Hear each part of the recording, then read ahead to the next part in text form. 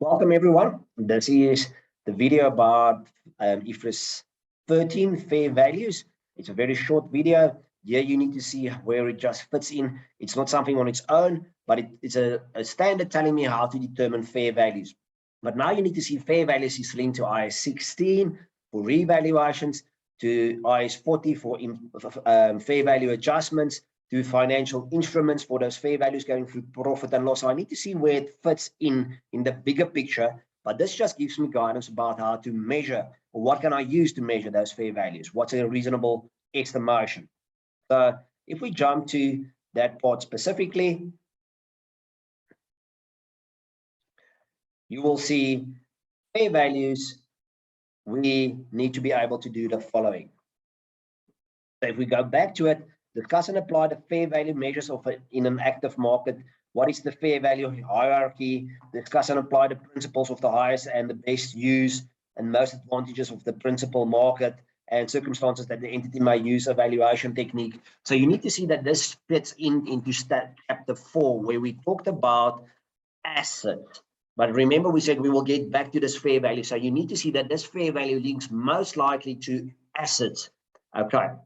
So the first thing we need to see that is excluded is it's for assets, the fair value for in our framework most of the times, but it says we can use it for either assets, just want to get this correct, or liabilities or equity in my own financials, or in my we manage my own equity instruments, but it excludes specifically leases. So leases not part of it. It excludes share-based payment transactions. It excludes inventory's net realizable value, and it also excludes when I calculate value in use for impairment specifically. So any other place where they refer back to fair value measurement, you need to see that it is included. So make sure you see how it fits in. There was one standard that I didn't mention as well for the assets, biological assets, so make sure it links back to the fair value that we need to recognize for biological assets as well.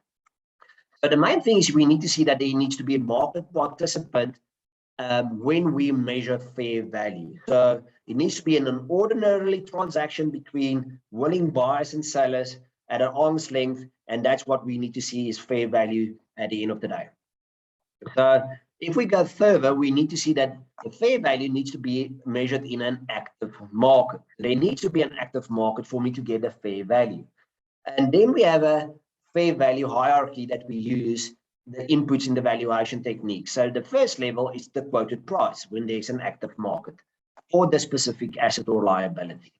The next one that we have, if we don't have a quoted price, we use inputs other than the quoted price for asset and liability that is directly or indirectly applicable to that asset. And we can use, for instance, something like this, when there's a non-active market and we don't have quoted prices, so we can use these inputs to link it to derive at a fair value. And then the last one that we need to see is level 3. It's unobservable inputs for an asset and liability, which we discount using the estimated future cash flow method.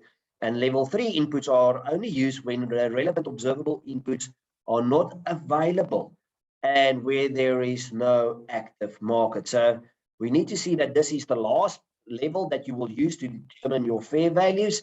The first one is my quoted price in an active market. And if there's not a quoted price in an active market, we can link it directly or indirectly information that we have to that assets and liabilities. And if there's not an active market, we can still use level 2. But at the moment, level 2, when there's no direct or indirect information about it, we look at unobservable inputs. What does that mean? We will go and see what's our cash flow that we expect that to flow from this item, and we will discount that cash flow to get to a fair value. So please make sure that you also understand what is meant with transaction costs and where it's included and excluded, what is meant by non-financial assets and what is the best method there for them to be accounted for. And that is your fair value IFRS 13. Remember, it can be asked to in conjunction with other assets. It can be asked to discuss And I hope this helps you just to know what is expected of this chapter. It's a short chapter, but it fits into so many other chapters which we need to be able to apply. Have an awesome day. Keep well and cheers.